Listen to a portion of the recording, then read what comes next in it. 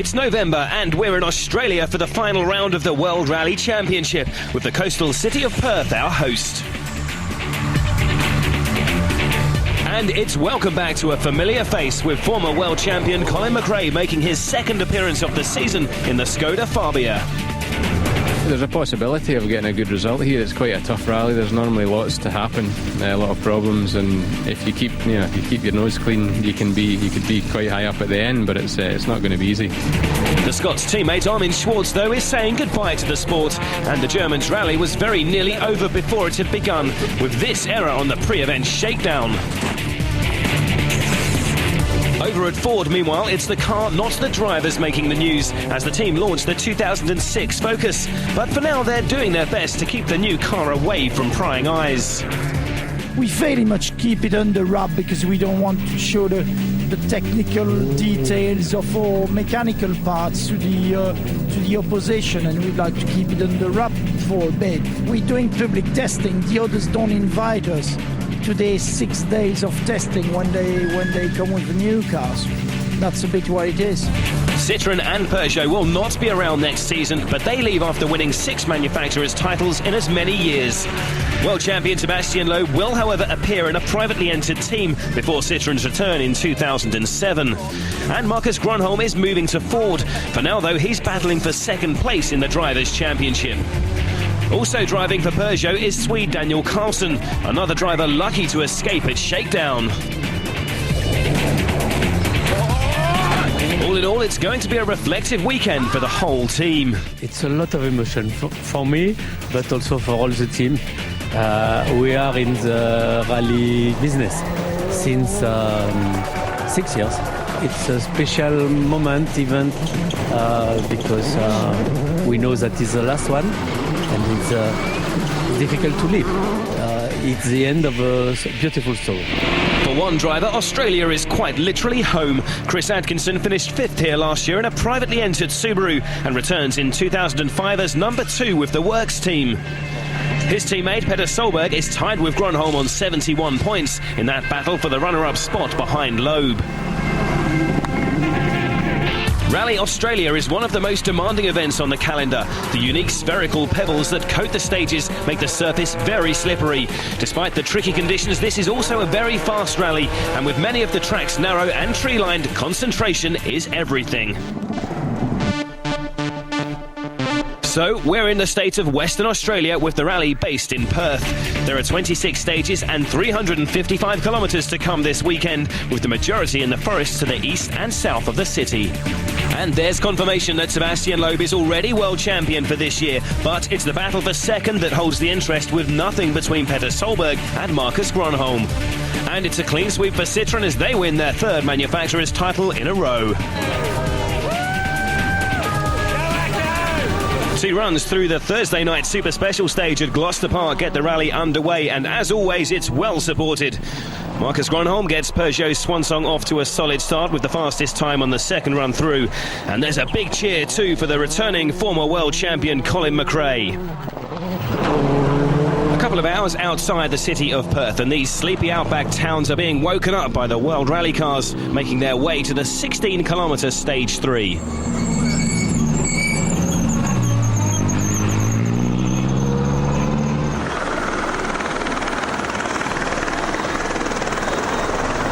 World champion Sébastien Loeb prepares for one more lap of honour in what has ultimately become his year.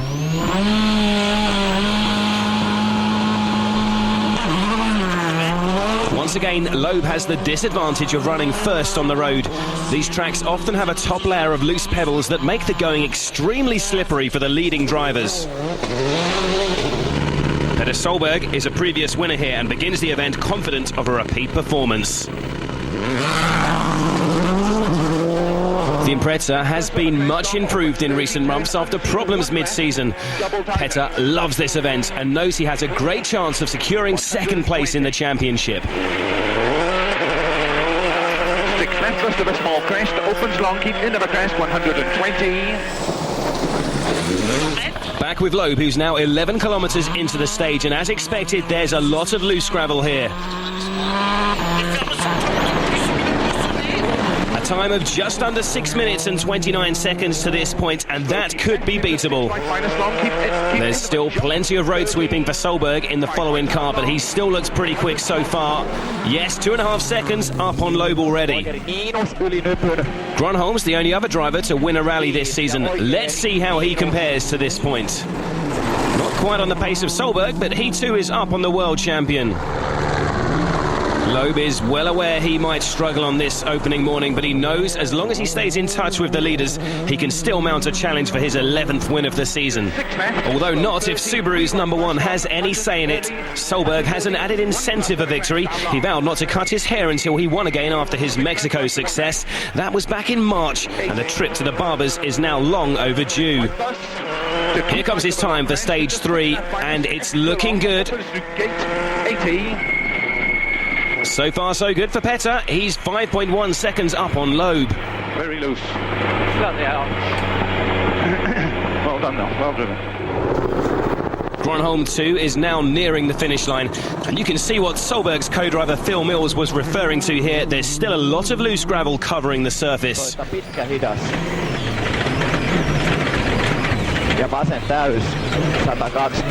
This is going to be close to Solberg's time.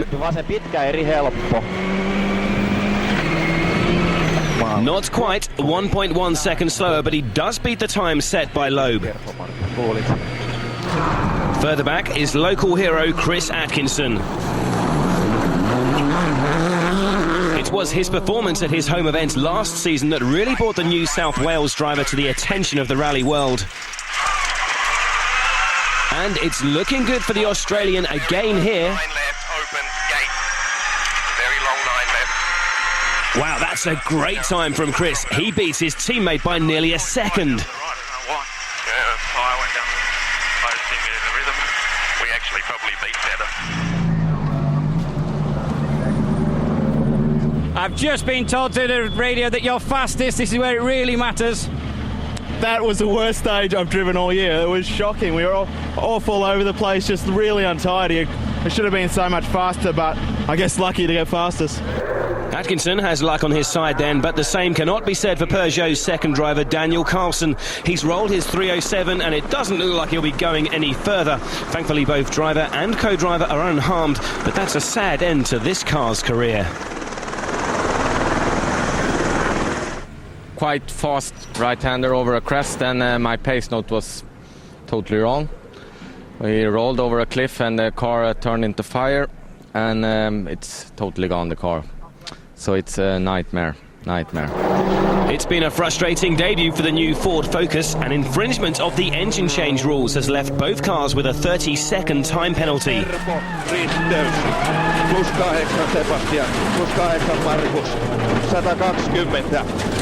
And that's an early mistake too for Tony Gardemeister. He can only manage the 14th fastest time on stage 3. It's a better start for teammate Roman Cresta though. He gives the new car a competitive beginning with the 5th best time.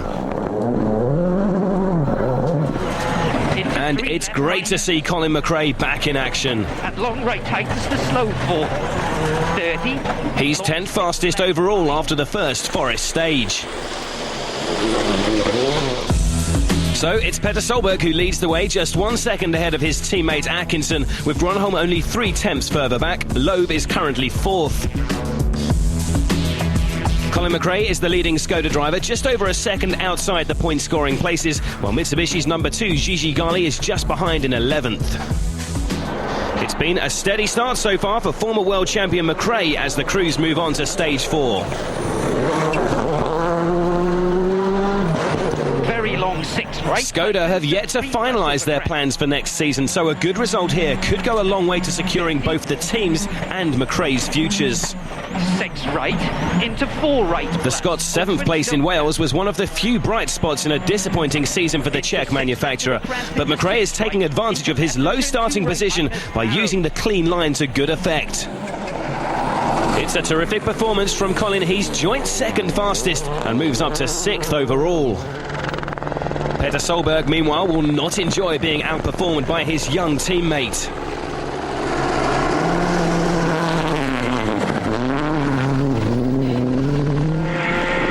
This is not an event for the faint-hearted, as the drivers reach high speeds along narrow tree-lined roads where there's no margin for error. 20, only 2 left minus half long, opens over crest, 30.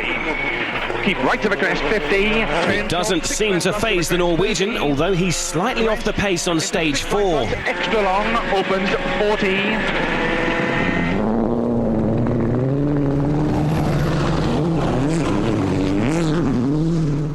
Chris Atkinson's best result of the season so far came in Japan, which was one of the few rallies on which the Australian has competed before. He finished third at that event, and once again his experience is definitely helping. Right minus opens 50, flat crest 50, 9 right. Subaru's number 2 was only 1 second behind his teammate before this stage, and he's on course to claim the lead here. Then 8 right, 9 left, 9 left, 50, 9 left again, 40, short right left, and narrow long 7 right. That's a fantastic time from Atkinson, 12.3 seconds faster than Solberg, and the rally lead is his.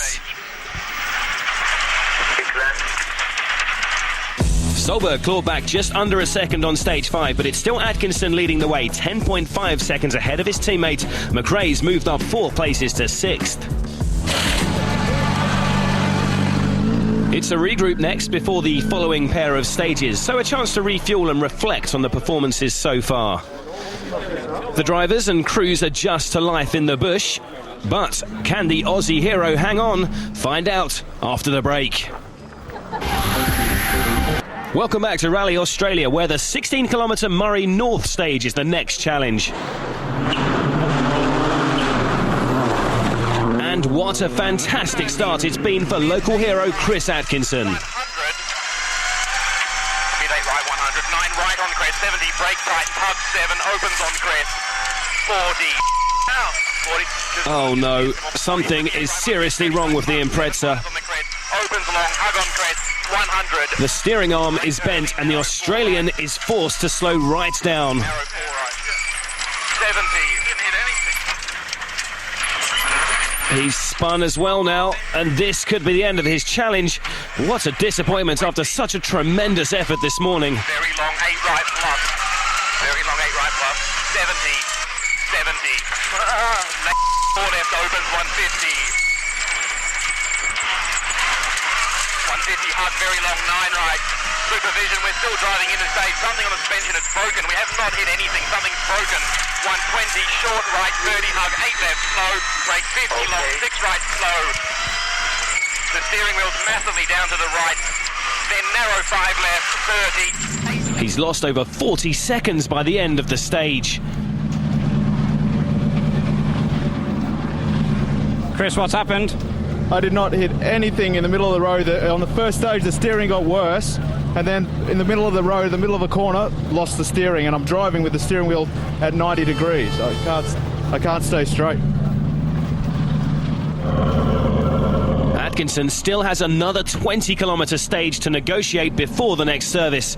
So he and co-driver Glenn McNeil are doing all they can to make repairs on the road section. Look, you can see the bent arm clearly there. It's strange for this to happen without the crew noticing any impact. And it's incredibly frustrating for the Australian pair. Well, bad news for Atkinson, but better news for teammate Solberg, who reclaims the rally lead. 40, tightens 4 minus, tightens 3 of a mud. 20. Cut 2 left minus. Opens flat, keep in of a crest 30. 6 left plus of a crest 60. Cut 4 left plus. Into don't cut 4 right plus. A terrific view from the Impreza's onboard camera here. And just to reaffirm his right to the top spot, the Norwegian sets the fastest time on stage 6. 6 left, slow 30. 3 right plus long, tightens early. 1 plus of a crest. You can never discount the threat of Sebastian Loeb, though, and the Frenchman is back on the pace on this second run through Murray North. The loose gravel's already been swept clear, and the world champion takes advantage of the improved grip to pass Marcus Gronholm. Roman Kressler continues to be the best of the 2 new Ford Focuses, and the Czech driver underlines the potential of the car with the 4th fastest time on stage 6. Harry Rovanperä is leading Mitsubishi's challenge in 7th, and it's been a steady if unspectacular start for the Japanese team. All changed then on the leaderboard after stage 6. Atkinson's broken steering arm sees him fall to 6th, with his teammate taking over the lead, and Loeb has passed Grönholm to take 2nd. On to stage 7, and Atkinson is still struggling. Despite his valiant effort, the Subaru is still not in full working order, and just look how cautiously he's having to pick his way through here. With one wheel out of alignment, the Impreza is almost impossible to keep in a straight line. It's become a case of damage limitation, but there's only so much he can do. Another minute and 51 seconds are dropped. Marcus Grönholm has just lost his position to Sebastian Loeb, and he's looking determined to reclaim it. He suffered 2 consecutive retirements, but would dearly love to finish his time with Peugeot on a high. A lot of dust there from a car on a different section of this winding stage. Oh, that does not sound good. This could be more bad news for the retiring team. Yes, the suspension's collapsed. He's managed to drag the ailing 307 through the stage, but he's lost over a minute and has plummeted down the leaderboard. He's also still 112 kilometres away from the service park back in Perth, and with the wheels now rapidly deteriorating, he's come to the attention of the local police.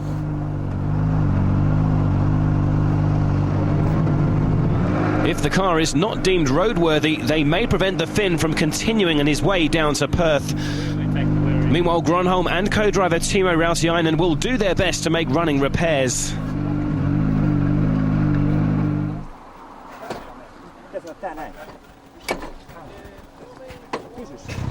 It's possible that we get it going if we can attach those 2 holes in line, that we can do the spare bolts in. But it will take at least 10-12 minutes. Driver. Okay, I'm going to follow you for 2 kilometres. Yes. I'm going to stop you again. Okay. We're going to have a look at the car. Everything's sweet. You're on your way. Okay. Okay. Thank you. All right. Fantastic. So, Grönholm is allowed on his way. But, judging from the trail of debris left behind the Peugeot, there's still a serious problem with the car. In the end, it's all to no avail, and it's a sad ending to Peugeot's latest chapter in the sport. Marcus, you've been fighting hard to fix the car. Have you finally had to admit defeat? Yeah. We couldn't do anything more now, so we are here. How frustrated are you to end your partnership with Peugeot like this? It's not good at all, and sad for the team as well. So the boat car is out from the rally, so not good. There's better news though for privateer Manfred Stoll. The Austrian is 8th fastest on stage and up to 6th overall on this, his 6th attempt on the Rally Australia. Francois Duval has had a steady start to his final rally with the Citroën team. The Belgian is running 4th.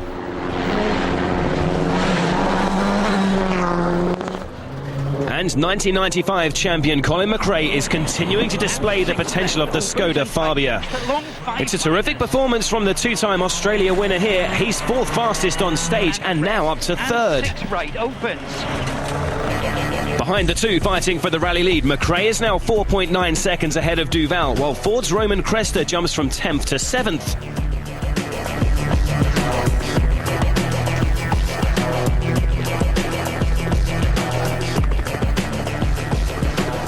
It's time now for the midday service in the spectacular setting of Perth, and it's been a disappointing morning for the local hero Atkinson.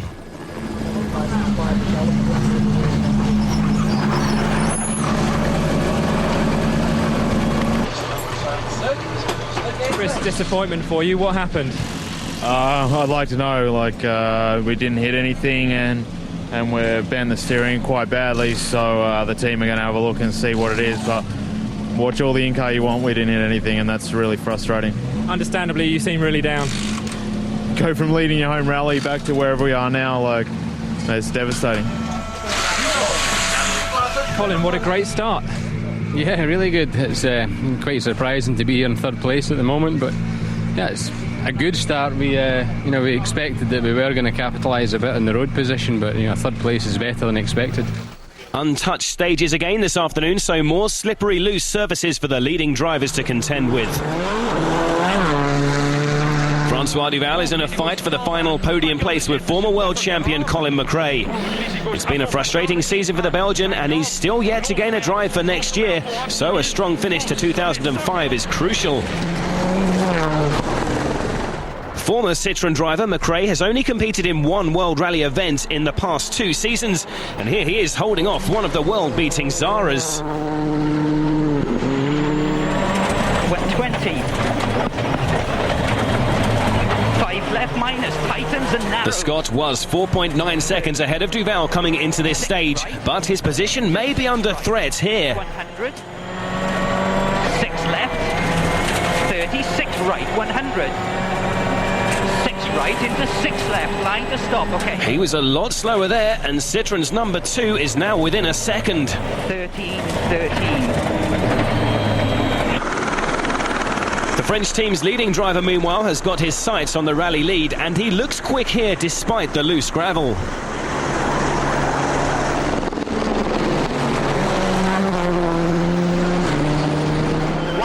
The current leader, Petter Solberg, has selected a hard compound narrow tyre for these final 2 forest stages, and that may have been a mistake. He was 6.7 seconds ahead of Loeb before this stage, and he may be struggling to hold off the Frenchman here. 6 right plus 100, 6 right plus 60, 6 left plus. Yes, he's 7.4 seconds slower, and the lead is now Loeb's. 7 the last split. Chris Atkinson has recovered from his earlier disastrous mechanical failure, and the former rally leader is right back on the pace, second fastest on stage 8. Australia's finest is outside the top 8, but the lead is still being keenly contested. Solberg and Loeb have swapped places, with the Frenchman now 7/10 ahead. Can the Norwegian fight back? Find out after the break. One more forest stage to come before we return for 2 more runs through the Super Special in Perth. So, can rally leader Sebastian Loeb hold on to his advantage ahead of Petter Solberg?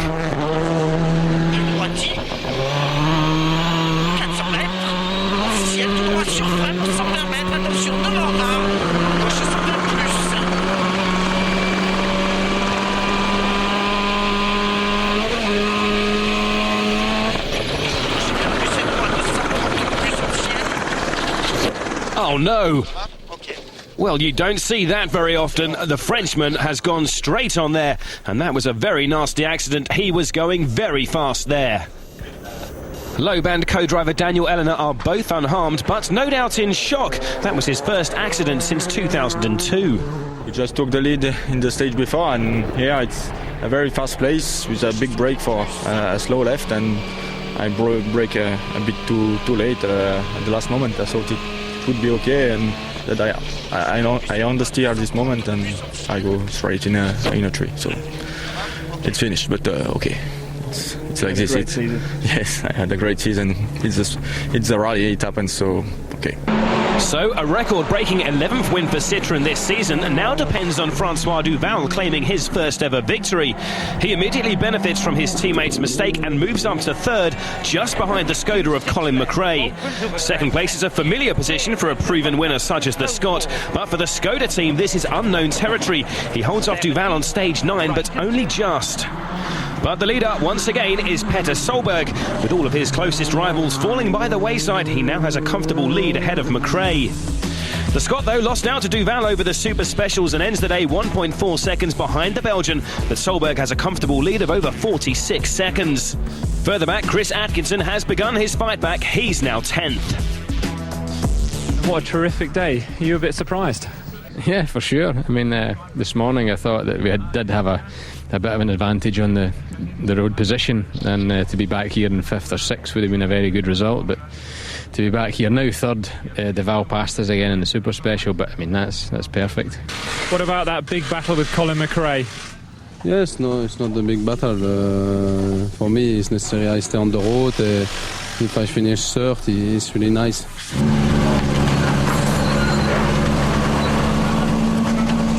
Sebastian Loeb's retired. He doesn't often do that. No, of course, things like that can happen very quickly. He was going for a big attack because he knew that I had put it on the wrong tyre choice. and he wanted to just gain as much time as possible when I had the wrong tyre choice on. It's been a keenly fought and incident-filled day one here in Perth. Keep up to date with all the latest news and results on WRC.com. This is really good fun.